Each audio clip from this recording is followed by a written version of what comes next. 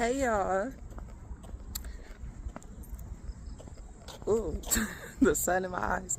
But I want to bring y'all along for one of my self-date days. I usually do it on the weekend, Saturday or a Sunday. It's Sunday. Sometimes I do it both, Saturdays and Sundays. This weekend was Sunday, yeah. I'm doing it today on a Sunday. Friday night, I already hung out with a friend. I already hung out with two friends yesterday on Saturday. So it's me day today, okay? So on my self-date days, I get real cute. I'm looking real nice, okay? I don't know if y'all can see me like that, but I'm going to insert some pictures so y'all can get a good look at me or my feet. But I'm approaching the activity I'm doing today or whatever. So I usually like to do something fun or an activity or something. But y'all know I'm a foodie, so it's mostly about getting cute and going out to eat and eating good. So that's going to be the next thing that I do. Why is they hunking at me? I do not know. That's that Hispanic shit. You know what? I'm going to let them, yeah. That's that Latin shit. I don't know what they are. They on some spicy shit. But,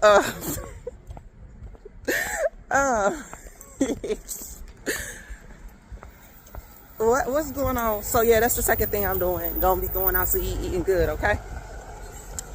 But the thing I'm doing today is going to this museum. It's supposed to be a historic museum. Yeah, I'm gonna try to insert some information on that as well. It might be the oldest standing house in our city or something like that. Last weekend I went to the movies.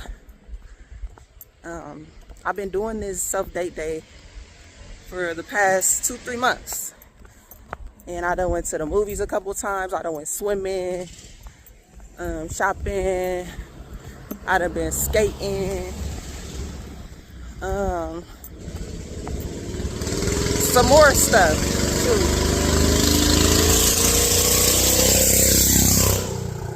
I'm thinking that's a motorcycle. Dude, that's your car. Oh, Lord. But, yeah, I just be doing stuff to have fun. To let loose on the weekend after a long, hard work week.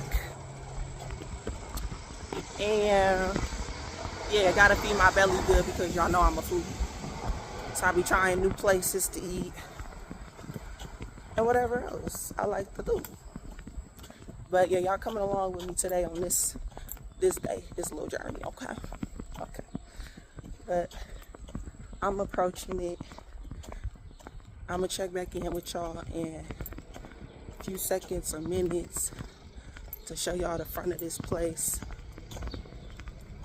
We gonna see what it's doing together, okay? What's going on? Hopefully it's giving. I know I'm giving. I'm serving looks. I know that. But we gonna see about what's to them. Okay. Okay, so this look like this is the place. I had to order my ticket online. Not necessarily. It was $10 though. But with tax it was $12.20. So this is $12. Let's see. I think I'm going to walk. Yeah, in that drive-through area over there. This is it though.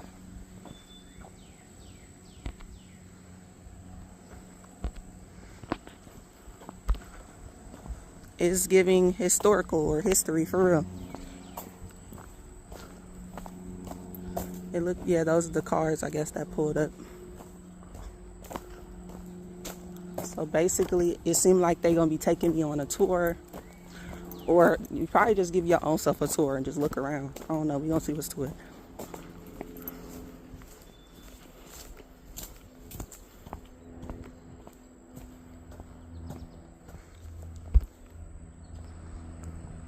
Open 1 to 3 on Sundays and tours is $10 each.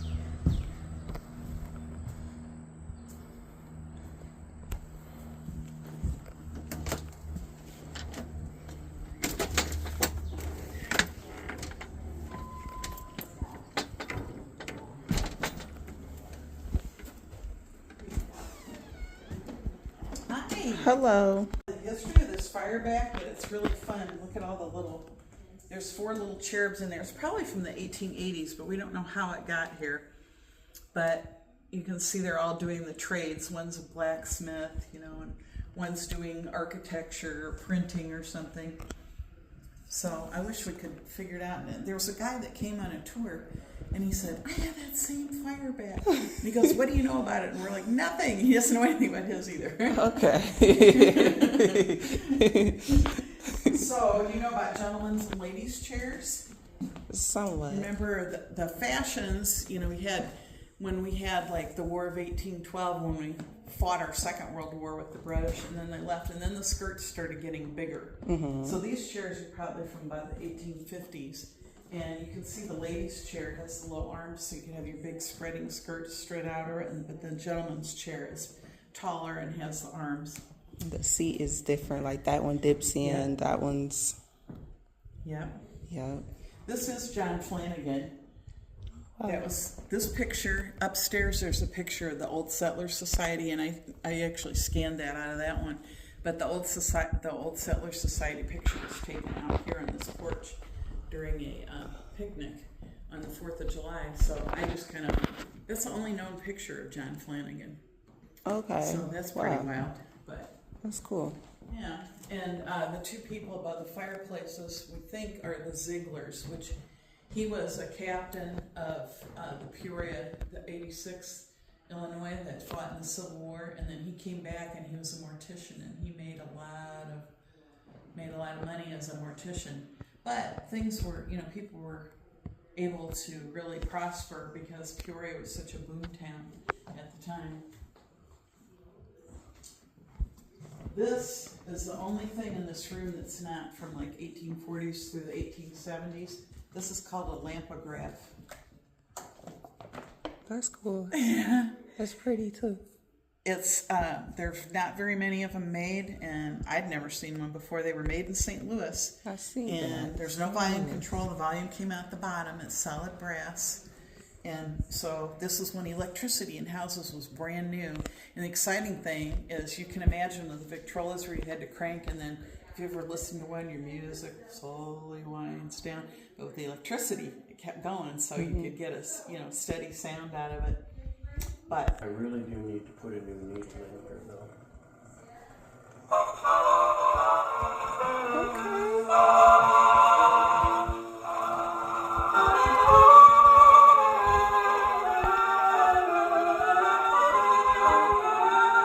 That's nice.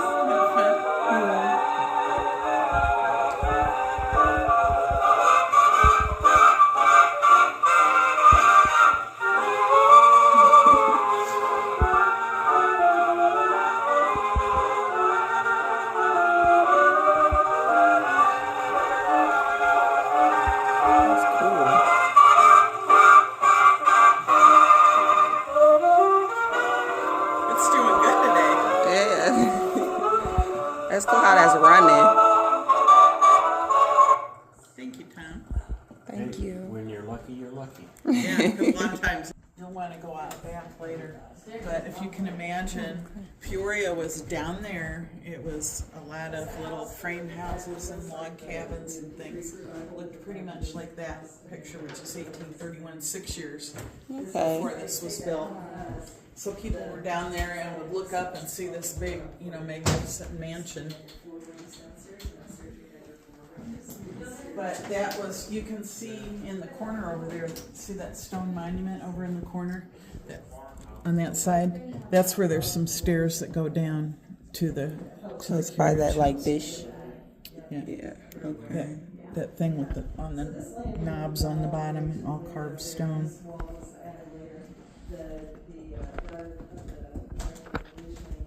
Oh, okay, this next door. Yeah, this is real nice. Real nice. This clock was one of a pair that came from the Dive Savings Bank, and nobody knows what happened to the other one. It's a mystery. But the fun thing about this is it was originally, in an older building, and then when they moved to a newer building, they had to cut a foot out of it to make it fit. Then they moved to a strip mall, so they just cut a hole in the ceiling so the top could stay through. Okay, so it's even taller than this. Yeah, it would have been a foot taller than this. Okay. I think it's an 8-day clock. They keep it wound. It works pretty nice. But you see this beautiful tiger maple on it, and it's on this piece too, which this piece was supposed to have been made in Bartonville. It's supposed to be locally made. This clock we found in the Sears catalog. It's metal. Okay. And it's originally sold for $8. That's nice though. I like it. Okay, It's my style. This is the 1890s, so this is like 50 years after the house was built. As you can see, this is Evans Street. That carriage house is still down there on Evans Street. But you can see the ladies, they've got, the parlor chairs outside. You can't see Greenleaf Street, but Greenleaf Street's down here. And that's where they would have come and gone from the house. And then here's a picture of the parlor when it still had the wall. This chair is the one she's sitting in.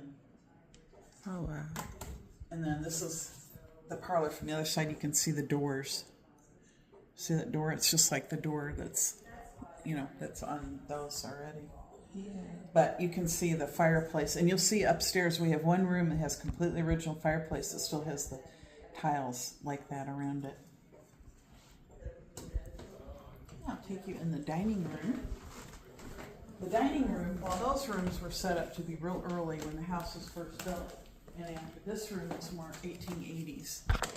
And the dining room furniture was all donated by the Luthi family, if you're familiar with Luthi Botanical Gardens. Okay. Over at Glen Oak. Yeah. That's the family donated this and the chandelier. This is all 1870s, 1880s. The china is cabinet. Minton from 1880.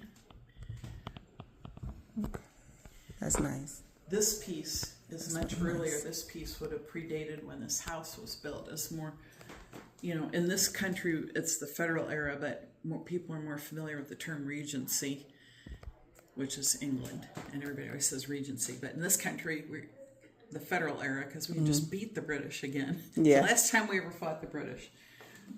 Yeah, that's true. I kind of know my history a little bit. A That was little one bit. of my favorites. Some people know and some people don't. You're familiar with the cruet sets from like 1880? This is would have been vinegar, or this salt and pepper, vinegar and oil, and mustard. That was the thing. You always had your condiments that you took to the table. So vinegar and oil, salt and pepper, and mustard. And we don't have a little spoon for that one. That's, of course, hand-painted china. That was big. Ladies did that as a hobby. This is pressed glass, except tureen is also federal period, about 1820. But if you look, this is Ringling Brothers. See the lions? And Yeah, I the do like elephants? that. I And like that. The ringmaster is on the handle of that one. Do you see him down there? Yeah. This pattern is called actress. These are famous actresses from the 1870s. You know how you said, well, you're probably too young, but back in the day we used to get our jelly in a jar and have cartoon characters on it from our favorite Saturday morning cartoons. Well, they had their famous actresses. This one, with the natives on the top, is called Westward Ho, and there's a whole set of that. The china on the bottom came from the Peoria Hotel. It doesn't have any markings on it, which leads me to believe it was like commercial china. It wasn't fine china, but it's kind of cool to think if you stayed at the hotel, that's what you would have eaten off of in the dining room. This mantle is obviously from another house from later. This is called a diamond dust mirror. See the sparkles over here? Ooh. You know how most mirrors, when they're going bad, they get black streaks? Mm-hmm. This mirror will never do that. It's because it's diamond dust. Okay. And then this clock is also metal. It weighs a ton. Almost looks like a jukebox or Yeah. a jewelry box or something Yeah. with a clock to It's it. a clock. Well, as you can see, this is very different from what's on the other side, but this originally would have been just like the other side with the two doors and a simple doorway, because the federal style is very plain and very dignified. We think this was added in 1905 when the next family bought it, when they also added the kitchen. Okay. Because there was a small kitchen out there, but before that there would have been an outdoor, summer kitchen, and then a kitchen in the basement, not a real kitchen like we think of. But when we go in there, you'll see how when they cut through the wall, you can see how thick the outside wall was. This is what we call the library. And this probably, John Flanagan was a lawyer from Philadelphia, and he practiced law in Philadelphia, and allegedly his father was out here buying land. It was a time when there had been, the United States government had given land to veterans, both in the Revolutionary War and the War of 1812, as a bounty. People were given 160 acres, and a lot of them didn't want to come here, so they sold their land. So we don't have any proof, we just have word of mouth that John Flanagan's father was here buying land and was with some friends and died of shipboard fever on a ship off New Orleans on his way here, because as I said before, you could go from Philadelphia down around to New Orleans and then up the river. I've not yet found anything that says that, but eventually I hope to. Yeah. But so John Flanagan Jr., the lawyer, came here to sell his father's estate, fell in love with it, and went home and got his mother and her friend, his younger brother James. He had two sisters. One married his business partner as they were on their way out of Philadelphia, and then the other sister was disabled. And so John Flanagan never married, his brother never married. They allegedly felt it was their obligation to take care of their sister, who couldn't care for herself, and always had to have a companion with her. But they all lived here, and then his mother passed away, or his mother's friend passed away. She's buried in Springdale with the family. His brother James ran a tobacco store downtown. But John Flanagan he bought almost 600 acres of land and then subdivided it. And that's what he did for the rest of his life. He also had some law students here, and the city directory shows different people living here, like, give a person's name and say law student or ward or something. But my theory, just knowing what I know about that era and houses of that era, I think this might have been his office, because nowhere in the city directory does it ever show him having another office. But he could have closed that door. There was a door to the outside here, which if you walk around the outside of the house, you'll see like half of a lintel, where there used to be a door, because these were all added in 1903 or 1905. So he could have closed this room off. People could have walked in and done business with him right here. That's a theory, just based on what I know about how people lived. You may know of Peoria's history as a distillery center and how wealthy the town was because of all the whiskey, but it was also the cattle, because this came from the Cattlemen's Association. It looks like Texas. I like that a lot. Huge numbers of cattle came through here, and they were eating the mash that came off of the leftover from the distilling process. So it's industries that went together really well. The other industry we had, people aren't aware of, is tobacco, cigar factories. We had like 22 cigar factories. This desk came from a cigar factory. Back then, people didn't put their papers in folders. They rolled them up and put them in cutting holes. Yeah, that's about right. Yeah. So it's a pretty fun.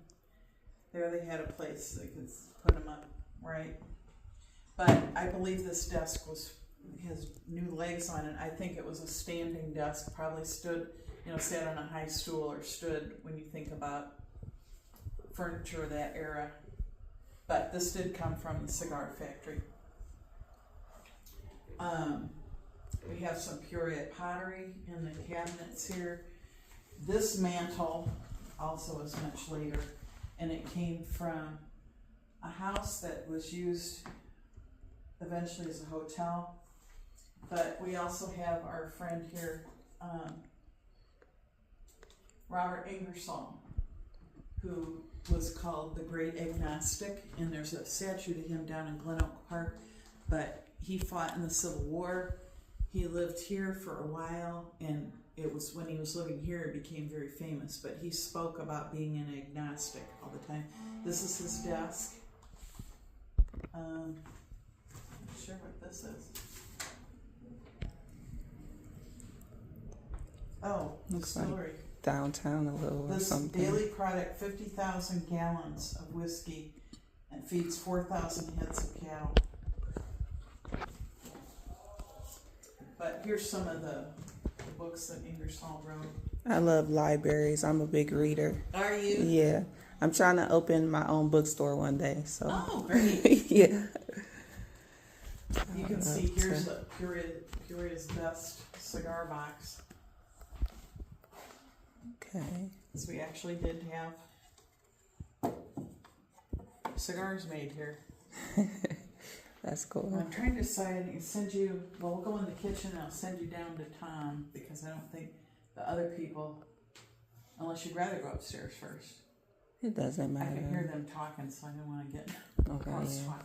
We'll go this way.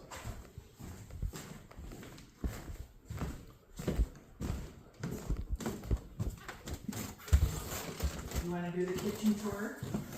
Okie dokie. Now remember that this would have been added much later. You can see when they cut through the wall, this is how thick the outside walls are. Oh wow. Okay. Okay, I'll let Tom talk about the kitchen. Okay, up until about 10 years ago, this kitchen was circa 1965, with the metal cabinets up and down, and the aluminum sink and everything. And wallpaper, linoleum, it really didn't fit the rest of the house, so we decided to see if we could get it a little bit closer. And so we redid the whole thing. Now, when they took down the wallpaper, this was the condition of the walls. It's good walls, good foundation. I mean, absolutely. And now the sink was donated to us, but we had to have it refinished. But the cabinet that came with it was worthless, so we just got some cabinets that we thought were somewhat appropriate. And this countertop used to be a door. Okay. And then that piece came over here from the other historic house, Pettingill Mooring. And then later on, when they took up the linoleum, this is what was underneath. This is the original wood, the original paint. And so after all these years, it's still holding up wonderfully. Okay. The refrigerator, that was one of the first, no, it was in General Electric, it was the first refrigerator for home use. It was not an icebox. That thing at the top actually cools the inside of the machine. And it was sitting in a barn for about 30 years. It's neat. Well, you'll notice the real small freezer section. Here. Oh. They actually brag about how tiny it is, because it leaves more room for fresh food. So they brag about the fact that you didn't have much space to freeze anything. Weighs about 400 plus pounds, was sitting in a barn for 30 plus years, and one of the volunteers here cleaned it all up, took off the nameplate, and matched the color you see is the original color of the machine. It dates from 1928. So, yeah, everything you see in the house has been donated to the Historic Society. So, everything you're seeing is a donation. By the way, don't forget to sign in. Oh, I didn't sign it. Mm-mm. Sorry. This is the house. Early 1890s, judging by her dress, but they still had a coachman at that time. You can see the house looks somewhat different, but they still, here's the big porch with the wrought iron. Somehow they saved that from all the war salvage. And there's the original extension over here. Yeah. That's what this used to look like. Yeah. Okay. It does look like it for the most part. Well, and then you'll also see, she talked about his office in the front room. You can also see, here's the porch that people would have come in through that side door. Yeah. Okay. I really think that picture belongs in the library. That would be a good place for you. Yeah. I'll let Tom take you downstairs for the But- tool tour. Two things I have to tell you. And it's going to be especially for Yeah, her. well, she's going to figure it out real fast. Duck. Low ceilings. Okay, Very yeah. low. Okay. With these And little the boots on, I'm steps definitely you'll see 6 are foot very today. steep, so please use the handrail, and there's a pipe on the opposite wall. You're also allowed to grab that. Okay. All right? Oh yeah, there goes the sign. You see, because I have to duck. Yeah, so I'm definitely. You're Ooh. going to have to bend over completely. And it's going to be that way pretty much as you go from room to room, eyeball the ceiling. Now we know that humans have lived in this area for over 10,000 years, and the French, of course, were the first to explore all of Illinois. And one of the reasons they came here was for these. This is an actual beaver pelt. And you see, we strive for authenticity, so we have an actual beaver pelt mounted on a piece of actual styrofoam. So just to keep it correct, right? Yeah. Now, one of the things you'll see down here is where all the cool stuff is. But one of the things you'll see is that engineering was a part of everyday life. Now, we know that you can sharpen a pencil with a straight blade, so why not put 3 straight blades? This is 1906. The sharpener was made. And it still does a better job today than my battery-operated one at my house. And it even turns the pencil with each cut. Oh wow, yeah, that's nice. Yeah. And again, Okay. that's the kind of engineering you're going to see down here. That pencil is real sharp. Well, and after all these years, I mean, we haven't done anything to it. We left it in the condition in which it was given to us. And of course, the local transport was mule. That was the first electric tram. And this is kind of a local joke. We all know about Prospect Heights up in northern Illinois. Well, you mean to tell me there was a bus line that ran that far? No. The village immediately north of Peoria in 1898 incorporated as Prospect Heights. But 3 years later, the other Prospect Heights up by Chicago found out and said, no guys, we've already got that name. So that then these local Peoria people, Heights. Peoria Heights. I get it. But that's the joke, because nobody knew that Peoria Heights was originally called Prospect Heights. But it sits on Prospect Street. Yeah, I get Which it. used to be Pacific Avenue. Okay. And Pacific Avenue is east of Atlantic Avenue in Peoria. Okay. Yeah, it should be west, but it's the exact opposite. Yeah. If you go down Glen Oak and go around the bend where it becomes Prospect, on the right you're going to see some concrete stanchions, brick stanchions at a street intersection, and you'll see that Prospect was originally called Pacific Avenue. Okay, I'm gonna look for it because I'm on my way to the Heights down the street There you go. when I leave. But Peoria exists because of whiskey. Whiskey made Peoria. Between 1844 and Prohibition in 1919, 74 distilleries and 23 breweries operated in Peoria. And you'll notice a lot of these names repeat from year after year after year. These were not fly-by-night operations. These were serious investments into Peoria. And you'll also notice that during the Civil War years, they didn't slow down production at all because whiskey was still considered a medicine. So they continued manufacturing all through the Civil War. In fact, in the year 1895, these were the distilleries that were working in Peoria just that year. In 1895, all of these people were distilling whiskey. And that's what the south side of Peoria used to look like. Now, of course, everybody says when prohibition. This is the South. Yeah. Oh, Didn't wow. you notice these are all down on the south end now? All the way down towards Bartonville. That's true. Yeah. Because that's where the original springs were that they used. They never used water from the river. None of them. But now, we all know, of course, that during Prohibition, booze was outlawed. No, it wasn't. During Prohibition, you could get a prescription from your doctor for booze. It was still considered a medicine. And according to the official government records, during those years, there were more sick Americans than ever before in our history. Yeah.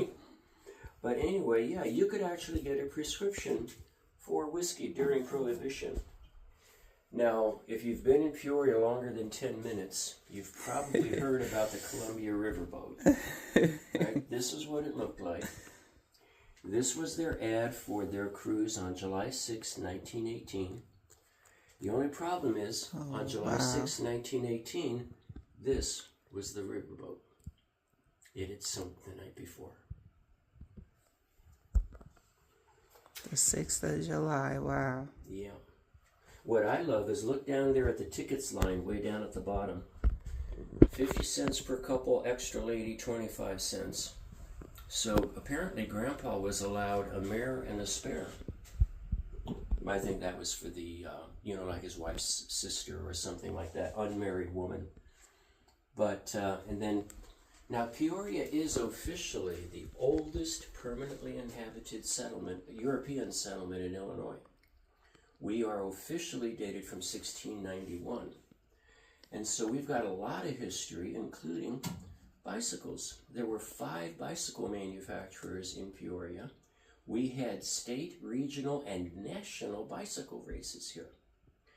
And now they still do make the penny farthing bikes up to a 6-foot diameter wheel in England. And they still race them. But when you look at this bicycle, there are 2 things you got to remember if you're going to ride it. A, you're not going to have any children. And B, the pedals are directly connected to the wheel. So if you turn the wheel too far, your outside leg can't reach the pedal anymore because the wheel is rubbing against the inside of your leg. So they had to make very shallow turns. Now, one of the things I tell the youngsters when they come through here is that if it's not nuclear powered or computer controlled, it's been done. This is the 1888 Peoria Bicycle Club. And there's a photo bomber in the picture. In 1888, they had a photo bomber. And it's not this poor guy over here.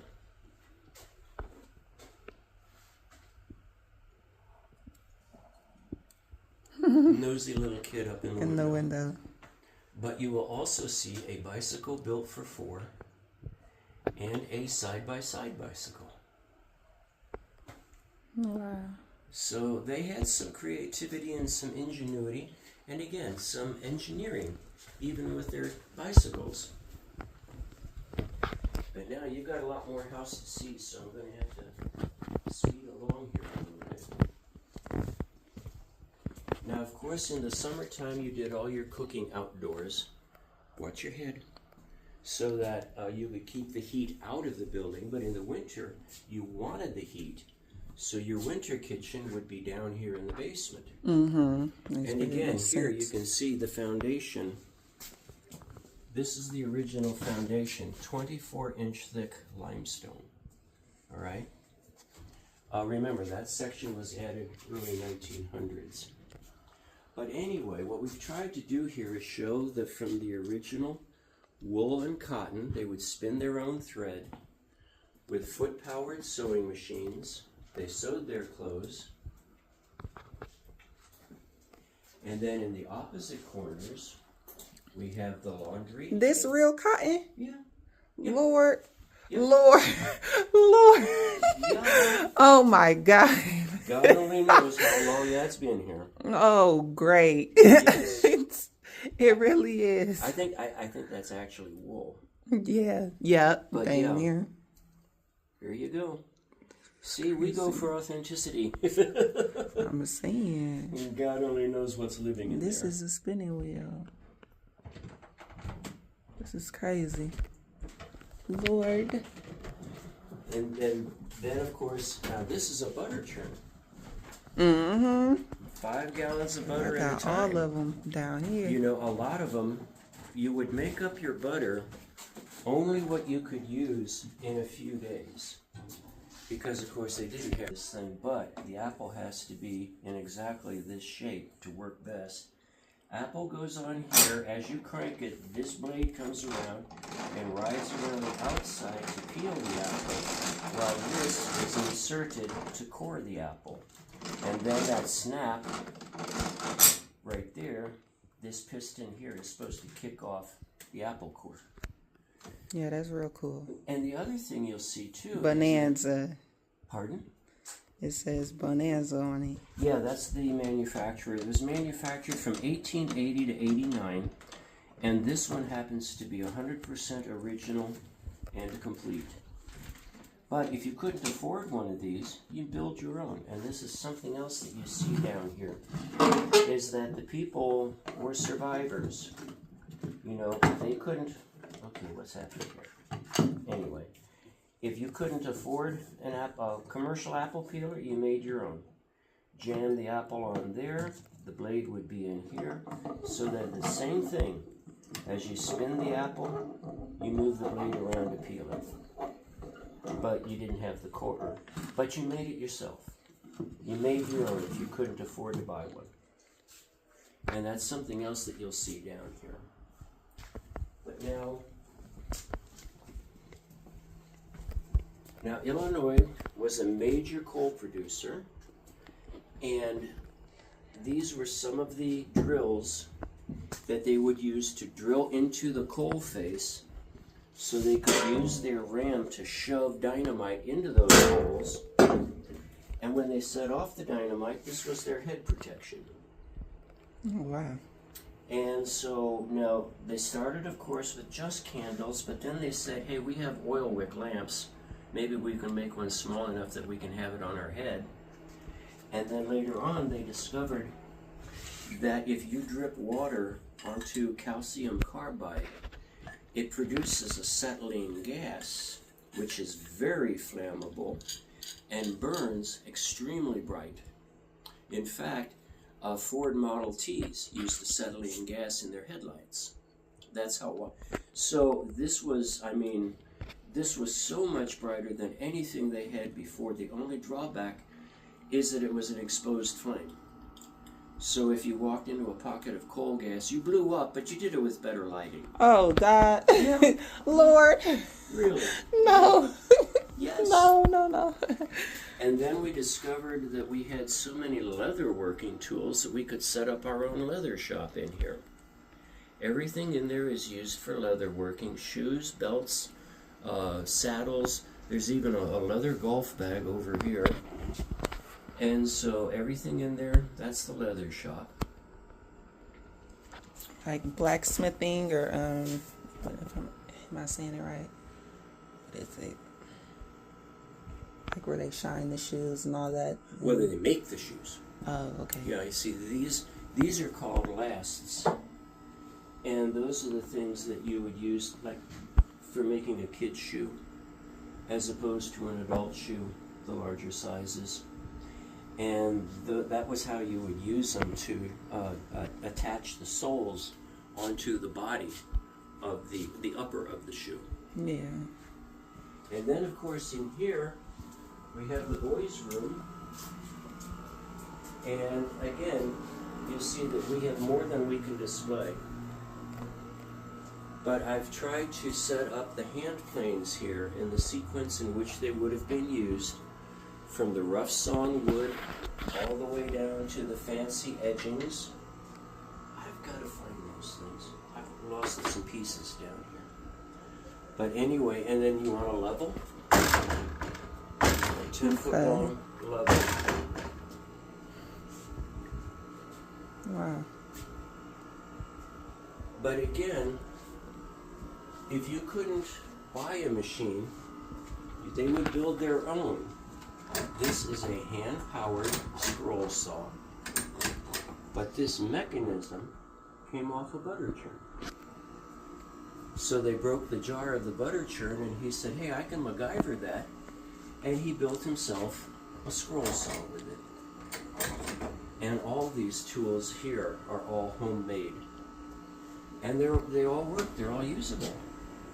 In fact, every tool down here in the shop, the leather shop, and in the kitchen, every tool down here is within 3 hours of being fully functional again. Wow. And the newest tool down here is dated 1920. So everything down here is over 100 years old, Yeah. and it's still usable. Wow. In fact, That's good. talking about patience, That's good quality. with saw blades even smaller than this one, and with this machine right here, foot powered, you could create that if you had no social life whatsoever. And what's amazing about that is that his initials, his branch of service, and when he served are all right there. The only problem is we forgot to write down the man's name. We don't know who he is. But Okay. we do know he used this machine right here. He was living in Dunlap when he created this. His family name starts with, or perhaps R.A. Obviously, My cousin is 6 feet tall. My girl cousin's 6 feet tall, and all my uncles and my brother are all 6'3", 6'4". We don't know what happened to me. Family pictures always make me stand on something. And I'm tall, so I get it on the opposite end. Oh, you're the tall one. Yeah. This is, they framed this. This is all the different original wallpapers that were here before they restored it. And this wallpaper they actually found a sample of upstairs and had it reproduced. But I think it's the, corn for Illinois. Makes sense. This is a map of Peoria in 1872. And Flanagan House is way over here somewhere. Anyway, you can see how much the town grew. This still wasn't in Peoria itself for a while.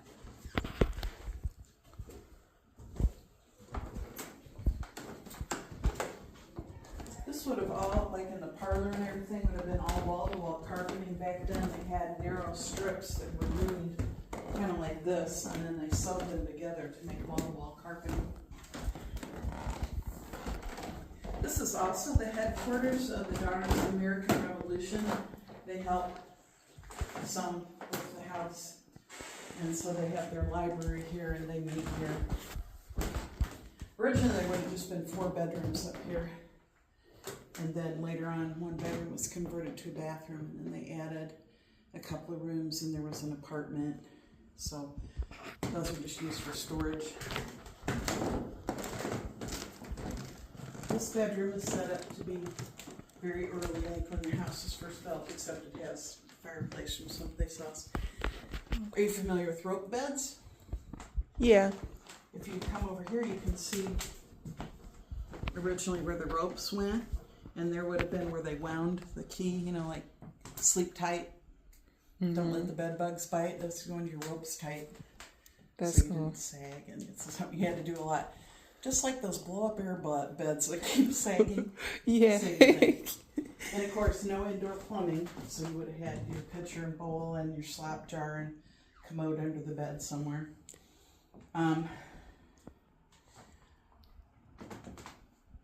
Pink marble clock's pretty cool. Yeah, that's my color. Like, yeah, that's my color. We have samples of what was a big craft in the late 19th century, which was the hair. Things made out of human hair. Either people did it at home, like, crafty people, or they sent away hair and had these elaborate ones made. But it was done, either people had passed away as a memory or people, going west. And so, like, this one has all the hair from the family, making a big one. There's smaller ones here, and that one's dated 1874. Pretty elaborate wreath. And here is actually a watch chain made from human hair. Cool. About Yeah. the size of your braids. Yeah. You was right Yeah, on but with that that. is- Yeah, that it is does human feel. hair. That's hair. But if you get a watch, you can always, use your hair for a braid. But of course, this is how people curled their hair. This went into the top of the lamp, and it was heated by the heat from the kerosene lamp. And if you ever watch Little Women and she gets her hair burned off, her sister burns her hair because she leaves it on too long. So that's the first version of the Curling iron. yeah, or the hot irons. Yep, the Yeah. hot irons, yeah.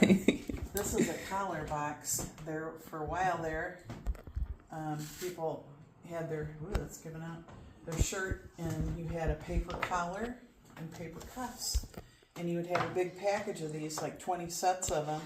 And instead of changing your shirt so much, you would have something on it, an undershirt underneath. But then your nice starched iron shirt, you would have just changed your cuffs and collar to keep, so it looked clean. But look how fancy that is, too. Yeah. Neat design. It's got fleur-de-lis on it. But that would have just buttoned on. Sometimes you see shirts, you can see there's no collar and they have a buttonhole in them, and that's what this was for. And then, of course, hat pins. All those hats, pretty much, some of them tied and all, but you stick one of those pins through your hair, that hat's not going anywhere. This coverlet was woven in 1844. There used to be people that traveled the country with looms, and you would pick out your design, and they would weave a coverlet for you right there. There's one behind you also. That's pretty. From that era. That's real nice. My aunts and stuff, they make quilts. And of course, that's a bed warmer behind you. You put the hot coals in there and then run it in the sheets so the bed was warm when you got in.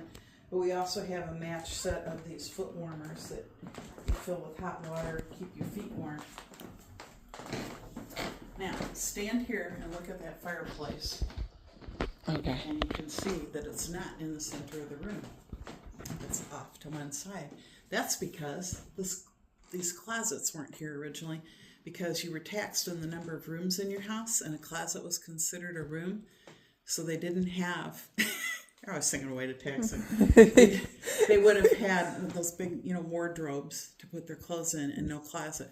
That's true. So later on, and I don't know when, these closets were added, but that's why the fireplace looks offside. But because the house is designed to have breezes through it, that's why they still had the double doors, so you can have the windows and you can get that nice river breeze through. It was easy to heat a house like this up. You had 8 fireplaces and all that thick brick. Once it got warm, it stayed warm. But in the summer, it was hard to keep it cool. So you have, the open hallway. You can open the windows and, get the nice breeze through and keep the house cooler in the summer. We have a really nice collection of vintage children's clothes and shoes. Those are cool. If you look up, you can see where the original wall was, and you can see some of the original wallpaper that would have been on the ceilings. It's cool. And of course, these are probably salesman samples rather than doll furniture. But you have the little tea sets and little doll clothes and baby shoes. Peoria was a big bicycling center. But here's an original. You probably saw the bicycle downstairs. Tricycle. There was no children that grew up in this house, but we have so many beautiful original toys and have this room set up as a nursery. This is the only original floor in the house. All the rest of them have been replaced. But we have some pretty interesting toys. This is an Aladdin's lamp, and it could show either this kind of slide where it projected, or the round ones, like this. Has the different pictures in it, and you can put it in there. But the fun part about this is it's a child's toy and it ran off kerosene. You see the Aladdin on the front? Okay, yeah. And of course, this is a stereoscope, which, do you know about them? No. This was the original, you know, instead of sitting and looking at pictures that are slides or something, everybody had these in their parlor. Oh yeah, I know what that is. It's just Yeah. like these toys really have been from back then, and they just Yeah. keep remaking Well, look themselves. through Oh, that's nice. That might be better than how they're made now. I know, but they're all, you know, they have the two of them, and then you get the 3D view. Yeah, that shows up better than the ones we grew up with. Yeah. Ooh, this dollhouse, Lord. The dollhouse is from about 1920. It says Merry Christmas somebody 1920 on the back, and then this chair is probably from the 1850s or 1860s. Of course, they have early sports. This bed is a reproduction. It was made by a local high school in a shop class, but it was the kind of bed you would have had for a child at the time. And of course, we have the more Dresses. coverlets and baby Dresses. clothes. Yeah.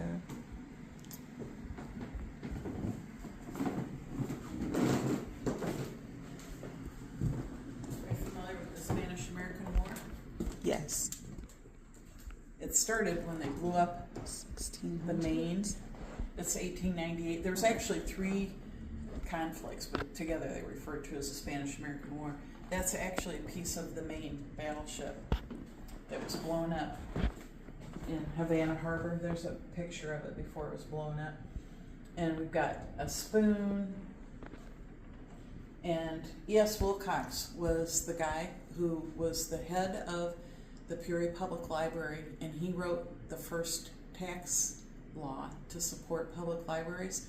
And the law he wrote was adopted across the country. But he also wrote music. Okay. So he wrote that song about the war. Those flags were both ones that were presented to the soldiers from Peoria that went off to war. I think we did have to listen to that song in high school. I remember that. People get confused with the Mexican War and the Spanish-American War. That's probably This what is- I just did. Yeah. Well, Mexican War is 1846, and that's when we got Texas and California. And this was a relatively minor little war, but they blew up the Maine, and then I don't know how we got. It must have been a souvenir. Somebody from Peoria was down there and got a piece of the ship. But this dress is from about 1920s, as is the hat. Mm-hmm. It definitely is. Isn't it pretty? Yeah. Nice summery picture people strolling around downtown Peoria and something like that. This is kind of this room has a lot of our local history in it. Do you know what Fulton Street is? Mm-hmm. That's Josiah Fulton and his wife Augusta. He was one of the original Americans that came in 1819. They were the first Americans that came to Peoria on this side of the river. Of course, Wow. the French had been here for a long time. Natives had been here for a long time. Before the War of 1812, they were driven out because the Americans were pretty sure that the French were helping and the natives were helping the British come back in and take over. There was a whole big area here that the British were designating as a homeland for the natives, but they were going to run it. You know, they were going to let the natives run it. Just, oh, this is for you. We're going to run it. So, of course, that's what the whole War of 1812 was about, was getting the British back out. So they put all the French on a boat and sent them south. So in 1819, they sent them to St. Louis. And that caused lawsuits that went all the way through the Civil War. Abraham Lincoln actually was involved in some of those lawsuits before he became president. But Josiah Fulton came, Abner and Rebecca Eads, and Rebecca Eads was the only woman that came with them and her children. They came on a flatboat up the river, and everybody else left, and just Josiah is the only one who stayed. Everybody else left. I mean, they were the true pioneers. Like the Eads went off when they found lead in Galena. They took off for Galena to go get lead, and then they went to California, you know, and so they kept on the move. But they were young, they were from different places down south, like Kentucky, Tennessee, and then formed a party and came up. They all, had land and bought and sold land. But this is actually Josiah Fulton's hat, and this is his wife's coat. You would put jelly or candy or whatever in there. And this is his chair, and this rocking chair Augusta Fulton brought from Georgia in 1820. So she came right after he did. We have a nice collection of music machines here, Victrolas. That's one of the real early Edison ones that you could both record and play back on. Has the wax cylinders with it. This is, getting into the later eras. Electric. You're starting to get volume controls on things. Mm-hmm. These were used. This is the volume control in this. Opening and closing the flaps. These were used all the way up into World War II because they were portable and didn't need power. I mean, soldiers had them in World War II. Is it like the controls, like wind coming through? No. Or air? This was wound up, and it's just the volume comes out of there, and by closing this, you can dampen the volume. It's not as loud. Okay. Just like this one here, the volume control is opening and closing these doors. Same thing. It really cuts the sound down when you close the doors. And when you close the lid, it gets quieter.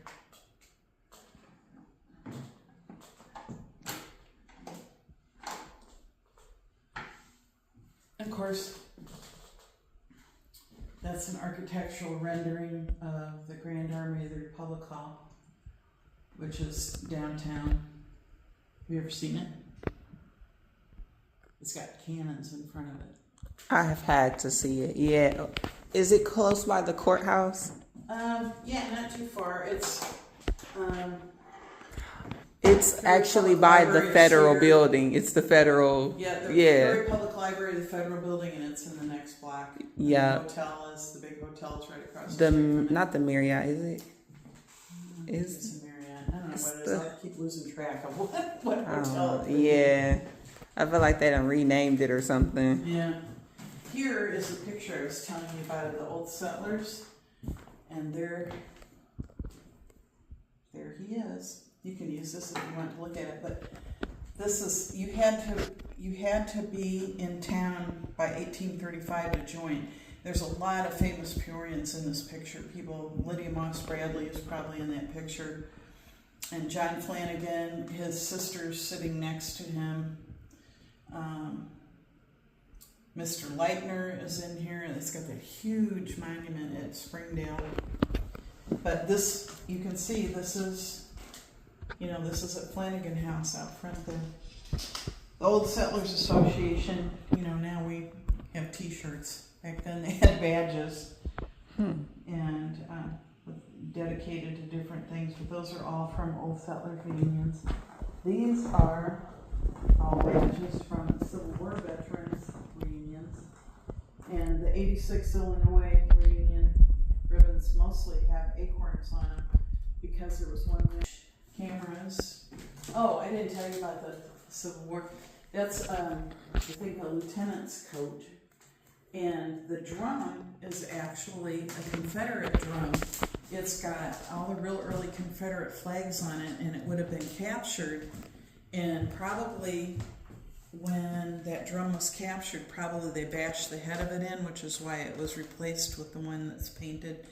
But Captain Detweiler, which you may recognize as Detweiler Park, used to run, he ran an ice company here later, but during the Civil War, his boat took wounded soldiers up and down the river and delivered them different places. And so there was a sick young soldier on board who was taking that home as a war souvenir, and in return for his kindness, he gave the drum to Captain Detweiler, and that's how it ended up here. The drumsticks, however, belonged to a young drummer boy from Tremont, and he was captured and taken to Andersonville, which was a horrible, horrible Confederate prison. And at Andersonville, he got out in about 4 months because they came to parole people, and they called the name of somebody who he knew had just died, so he said he was that person and got out. But him and his Trickster. 2 brothers all had joined up, and one of his brothers died of a fever near New Orleans. New Orleans got a lot of fevers apparently. But he and his other brother went out west and were successful and all. But I think it's interesting that we have Union drumsticks and a Confederate drum. Mm-hmm. Across the back there. They just probably wanted to add a little mixture of both. Oh, see the cane down there? That actually is from 1842 from the steamer Frontier, which exploded. The boiler exploded, and Henry Detweiler was just a young man learning to be a pilot, and so he saved that piece of the boat and had a cane made out of it. A pilot of a boat? Yeah. Okay. River pilots, if you've read, Mark Twain, and they talk about all the, how the river changed all the time, and, there's logs in it, and there's, all kinds of stuff, and you had to really know where the channel was. And so that's what Captain Detweiler eventually became a captain. But at the time that the Frontier blew up, he was just a young man that was just learning that business. But he went on and, became very successful with his ice business here. So, any questions? Anything else I can show you in depth that we missed? No. No? Not really. Everything's mostly cool. Understood too. Makes sense. So what's your blog called? I just vlog like different stuff or activities I do. Oh. I'm mostly a foodie, so Oh. I like to try different restaurants and stuff. That's where I'm kind of headed to after here, the Where are you Heights. going? Oh, the Heights. Try something over there. Have you been out to Stringtown Barbecue out in Washburn? No, It has the best barbecue. I have to give this place a review. Yeah, it's pretty Go far. find it. I mean, it's it's all the way out to Washburn, but it's worth the drive, I think. The best cornbread muffins. Ooh, I love me some cornbread. You Yeah. just okay. You just spoke my language. Recipes, what I understand.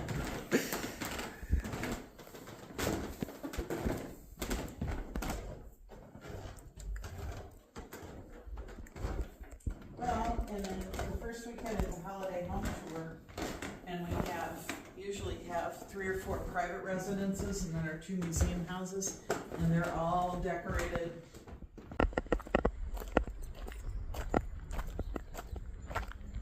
Hey y'all. Okay, so we just wrapped up the tour. That was really nice. I had a decent time. Me and that lady, we just kind of got cool. And she telling me I should join the... I don't know, shit. I ain't even mean to just switch up that quick. But I just got blue because how I forgot. I'm irritated with myself, but something about the historic something society. But y'all see the house in the background. I'm finna give me some food or figure out what I'm finna do about food. And I'm finna check back in with y'all. I don't really got too much else to say about the place because y'all seen it. It was something different, you know. You gotta switch it up, okay? You can't be always doing the same stuff. And that was something different and unique and nice, in my opinion, okay? If you ain't rock with it or like it, that's you. My opinion is my opinion, okay?